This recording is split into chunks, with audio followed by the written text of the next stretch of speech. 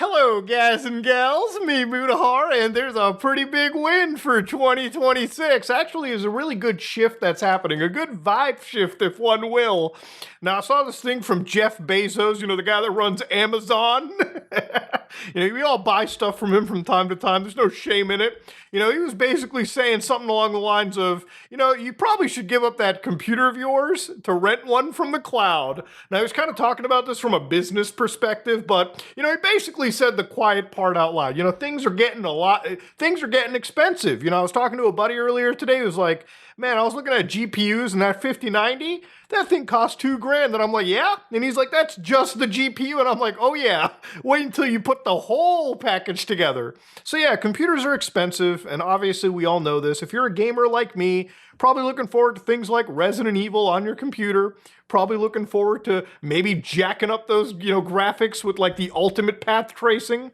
And then you might look at the price tag that it costs to do that and you're like, man, maybe I'll just get a console or something, right? Maybe the PlayStation's better because I pay a few $100 there, but at least the game just runs.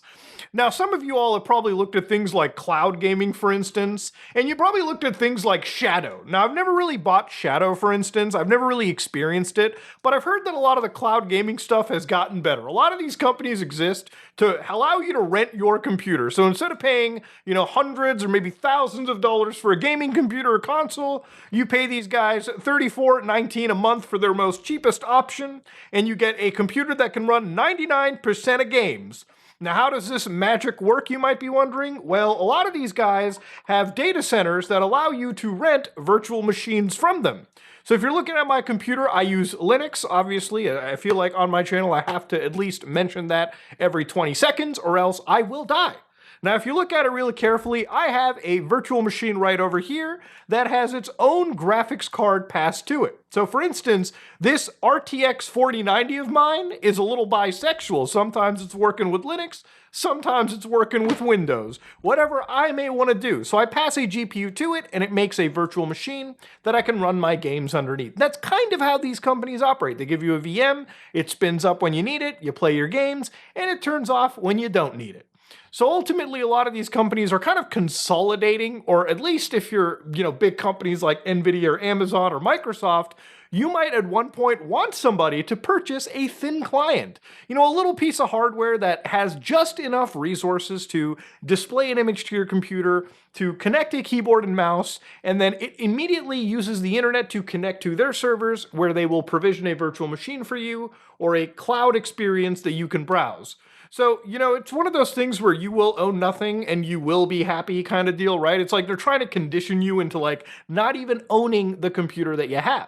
Now, for a lot of us gamers out there, a gaming computer is important. You're probably watching this video on a gaming computer while you're playing fucking Arc Raiders on the main monitor, okay? I'm probably second monitor material, maybe third. You're probably watching this minimized on your MacBook while you vibe code the next big application. And the thing about it is ultimately whatever you're using is stuff that you own. And that's the big thing. You should always own your hardware because then you can install whatever you want. You can install things that maybe, people don't want you to play around with. Maybe they don't want you to experience the world of open source stuff. So you don't have to pay subscription services for bullshit that you could probably get for free at equivalent quality. And sometimes even a little bit better. Now, the reason why a lot of this stuff honestly costs a lot is because AI is incredibly computationally expensive. And a lot of these, AI companies that are out there, the few that exist, have basically resorted to buying up effectively every single bit of hardware that they can. OpenAI, Stargate shit, had deals where they were apparently going to consume up to 40% of the world's RAM output. 40%, okay? Almost half was going towards one company, okay? And these guys have so much money that even if we pooled all of our shekels together, it wouldn't even amount to fucking much, boys, okay? So it is what it is. Us gamers are truly an oppressed group of people. It's why you're seeing so much psychosis everywhere. Seriously, go to the Half-Life Reddit right now. It's one of the most insane fucking corners on the internet, okay? These motherfuckers still think Half-Life 3 is about to release. It's not, okay? Because a lot of the actual gear that's headed towards things like the Steam machine is probably in a bidding war with companies like Nvidia, companies like Tesla, OpenAI, yada, yada, yada. Everyone in the big AI sphere is buying all the stuff that we enjoy. And you might be like, well, why do they need all of that, Muda? And here I'm going to show you guys a visual example of why artificial intelligence is so expensive. So for instance, I have this little AI tool that I'm going to use on my screen. You might be like, oh no, Muda, you're using artificial intelligence. I want you to stop. It's wrong. Now, if you look up here in my URL bar, this is a local IP address, meaning that I'm locally hosting something known as Perplexica. Now, if you heard of Perplexity, it's one of these AI web browsing things. And the reason I use this is because generally Google is so dog shit now. And if you want a video where I show you how to decouple from Google search, I will be I'll do that this week just to show you guys how to cut off from that goddamn disgusting fucking festering pile of code.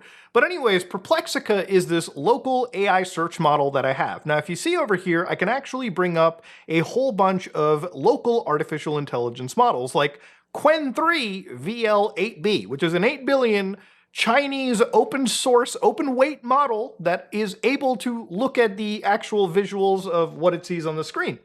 Now, this is LM Studio, which is providing all of these models locally on my system, right? So what I'm going to be doing is I'm going to ask it something simple like, are AI companies actually profitable? How much energy do they use? For example, right? So again, when I hit enter, what's actually happening over here is, if you look carefully, LM Studio is spinning up a quick model. And of course, obviously, I can actually bring up something known as NVTop that will show you what's actually happening. So in this case, my VRAM is flooded up, obviously because the model has been loaded in. And of course, as it's doing this, it's actually generating the AI result. Now, as it's doing this too, you can see that my GPU percentage is at literally 100%, meaning that to do this search, I have consumed more energy than running something like, I don't know, a path-traced game for a few seconds. It's crazy.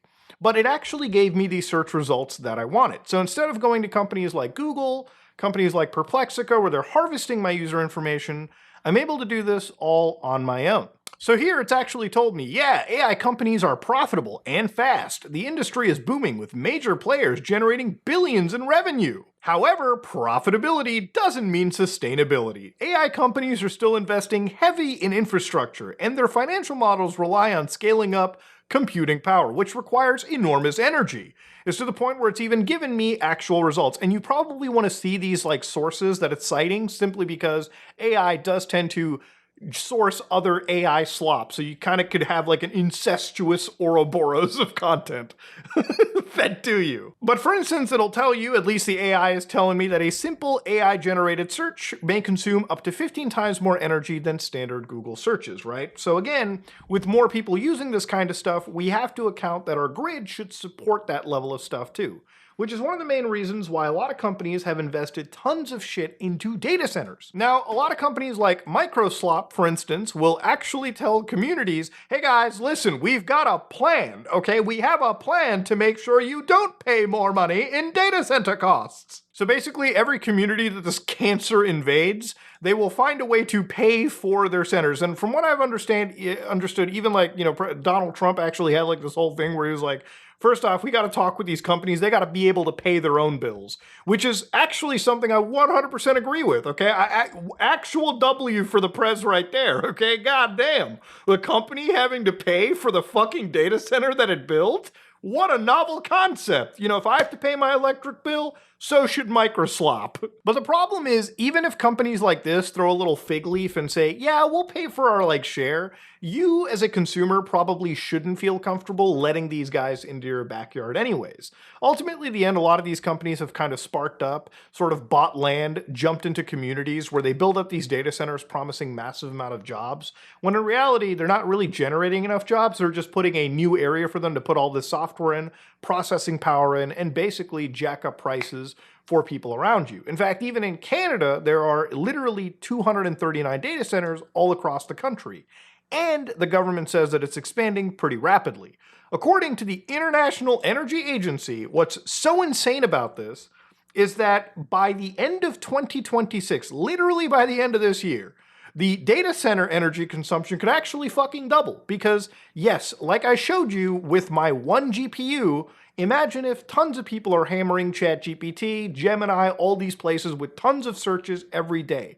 literally, as I've been yapping, there's probably been thousands, hundreds of thousands, millions of actual, tokens spent just on searching the internet for shit. And that all comes at a pretty severe cost. All of these systems are firing on every fucking cylinder to do things that we probably were doing just fine in the last 10, 15 fucking years. Now, of course, all across the United States of America, there are tons of places where people, have seen their electric bill jump up, in some cases, as much as 267%. So just imagine you're, somebody living in your area. Imagine you're like an elderly citizen, right? You get a little social security check and shit. And now, you used to know how much you have to spend. It's crazy. I didn't even know this. My wife told me this shit. Like, senior citizens actually, unironically, are buying, like, dog food and cat food in order to, like, supplement their protein. Like, it's actually that fucked up. We're that bad at taking care of our senior citizens. But in some cases, the seniors, they know how much a bill costs, right? So imagine all of a sudden, they have an electric bill. Let's say it's like $100 a month. Now imagine the next 2-3 months, they look at their electric bill and it's like, oh shit, it's like $233. Now imagine that's money taken away. Some of them are already buying dog food cans, okay? All right, now they can't even get the fucking dog food cans. So ultimately, it's one of the reasons why, like, one of the coolest initiatives that I've seen where, again, a lot of people are kind of leading the fight. So for instance, Data Center Watch is one of these organizations that comes in and like sort of puts the blame and like sort of like educates people on really the ramifications of having so many of these places spark up in so many of your neighborhoods. And they've actually made it so where like $64 billion of a lot of these projects have actually been blocked and in some cases completely delayed, basically impacting these fucking companies at scale. Now you might be like, well, Muda, if they don't spend money in your neighborhood, they're going to spend it somewhere else. Well, if everyone keeps fighting, these people have less and less places to peddle their bullshit. It's kind of like one of the things that I sort of see where like people enjoy their like neighborhoods, like they enjoy like fucking the nature around them. They enjoy their small little communities. They don't really want some big tech company coming out of like fucking NorCal, like basically jacking up prices in their area just so these guys can get even more richer down the road. And one thing that I've kind of noticed is, I talked about it a little bit with the Microsoft video recently where, where I talked about how Dell realized, the consumers don't really want to buy AI computers, guys. I think this shit is stupid. Well, it turns out that Jensen Huang is a little bit offended that people are not liking artificial intelligences at all. So Jensen Huang, now this guy is basically the CEO of Nvidia. He's saying that there's a doomer narrative. There's a lot of doomers right now, and they're saying that this AI shit ain't helpful to society. I think we've done a lot of damage with very well-respected people who have painted a doomer narrative, end-of-the-world narrative, science fiction narrative. And I appreciate that many of us grew up and enjoyed science fiction, but it's not helpful. It's not helpful to people, and it's not helpful to the industry.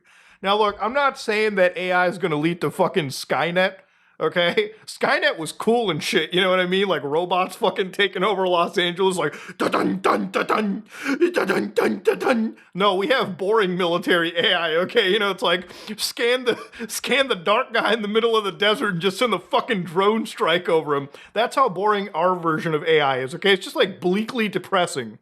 Now, Jensen Huang obviously would say this kind of shit, because Jensen Huang has made so much money, in fact, that just to give you an idea of it, right? Back in 2019, okay? Back in 2019, this motherfucker had $3.8 billion. Now, I would go ecstatic for $3.8 billion. You know what I would do? I would open up an entire Wonderland, a Disneyland of soy jacks or something. That's probably what I do if I had that kind of money, which is also the reason why I'm not a billionaire, because I would just spend it on dumb shit, okay? Or I would just open up a Wonderland of soy jacks for me and my friends. But Jensen Huang, because he runs Nvidia, which is like the most de facto beloved company, this is like the most sucked off company at this point in the AI bubble.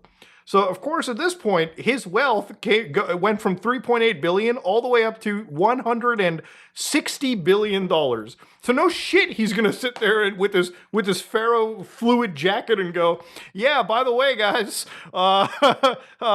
don't be mean to the AI, okay? It's very important to my bank account, very important to my wealth, okay? Stop it. Stop. Now, Microsoft, the company that we all love to fucking shit on, they are the ones writing a 5-point plan to try to tell people, hey guys, listen, okay? We're not all bad. This is why you want a data center. Let me come into your community and tell you what's good. That's literally the fucking soy jack right there. So Microsoft has this 5-point plan, right? We'll pay our way to ensure our data centers don't increase your prices. So I'm glad they mentioned that, okay? Because Grandma and Granny, okay, they're not willing to pay more than what they're already willing to pay for. We'll minimize our water use and replenish more of your water than we use. So for anybody that doesn't know, there's a whole thing about AI consuming water. Now this is one of those things where I kind of like sort of deviate from like the herd pack here, because to apply nuance to it, a lot of these data centers already do recycle a lot of water anyways. So generally there's not as much wasting as you would think. At least from what I've last like read, which is not too long ago. We'll create jobs for your residents. Oh yeah, how many jobs? How many exactly, okay? How many will you generate? I'm wondering. Really, honestly, I do want to know. We'll add to the tax base that funds local hospitals, schools, parks, and libraries. We won't ask municipalities to reduce their local property tax rates for data centers. So again, they're trying to find ways to sneak in by reducing the short-term loss, but they're hoping that people don't look at the long-term implications of just being a data center town anyways. We'll strengthen your community by investing in local AI training and nonprofits. So they're basically going to come into your schools and teach your kids to be the next fucking prompt engineers at this point, I guess, right? Which, shit. I guess that's the future. Now, if you think that this is good, remember these companies don't necessarily care about you. They care about, again, getting more richer down the road. And again, with companies like Nvidia that have already been working with organizations like Palantir, for crying out loud, you know, these are companies that are invested in data surveillance, mass surveillance. They're invested in basically you not owning anything and basically putting all your chips into their basket, which is not cool, not good. But the best part about this is that, look, at the end of the day, the reason I make these videos is because this is an interesting topic to me. One thing that's really cool about the AI bubble bursting is that, look, AI is not going to die. It's not going away. And if you might be a little depressed at that, don't be, because artificial intelligence is actually a cool technology. And in some cases, there have been some pretty cool features. Like, for instance, machine learning, and in some cases, even AI applications have been used for helping cancer diagnoses, faster diagnoses, which is a good thing, right? Because, you know, for something like cancer, and unfortunately, I do have a family member that has been diagnosed too late. So, you know, my dad's sister it's a whole fucking shit show. You know, cancer is running rampant through my dad's side of the family, which is something that's kind of been freaking me out a little bit, but, you know, knock on wood, you know, worst comes to happen, you deal with it. It is what it is. Life is life. But if cancer can get diagnosed earlier in somebody's life, then that means they have a much higher chance to fight it and survive, which is actually a good, no matter how you look at it, this is a very good application of things like artificial intelligence. But, you know, for something like gamers, for instance, right, using something like DLSS to give extra life to a piece of hardware you spend hundreds, if not thousands of dollars on is actually a good thing. There are some good uses for artificial intelligence, whether they be to save lives or whether they be to save us. But the problem with the AI stuff is that there's so many ways that these companies insert this stuff that feels unnecessarily like unneedful. And that's the thing where when this crash happens, it's not that AI is going to go away. The companies that are actually providing a good service, in this case, like Nvidia at least, right? Like, hey, even if you hate them for what they are, I would say that some of their AI stuff for gaming is cool, and some of the stuff they do outside of gaming is genuinely cool too.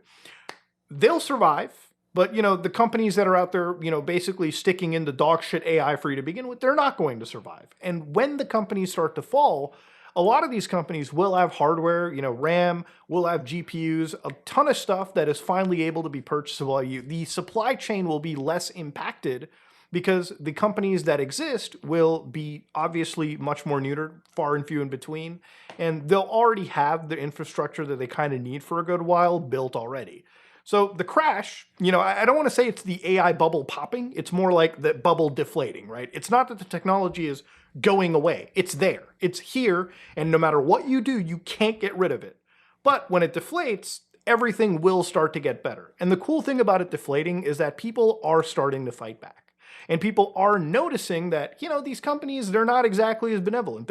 Even if you don't use any of these AI tools, I think people just seeing their bills go up will immediately realize, yeah, it's not cool technology then. I'm not going to support something like this. So, when these companies fall, and fall they will, I think the world will start to get a little bit better. And the cool thing is, it's already starting to kind of happen. And I think when the companies start to tell people how they should feel, that just accelerates the Streisand effect. That accelerates the downfall even further. But yeah, ladies and gentlemen, wanted to talk about this because it's a pretty hot topic, and I feel like I've talked enough about this to the point where I should share some thoughts on how I think this bubble should pop. Because ultimately, when it does, nobody will be happier than yours truly. If you like what you saw, please like, comment, and subscribe. Dislike if you dislike it, I am out.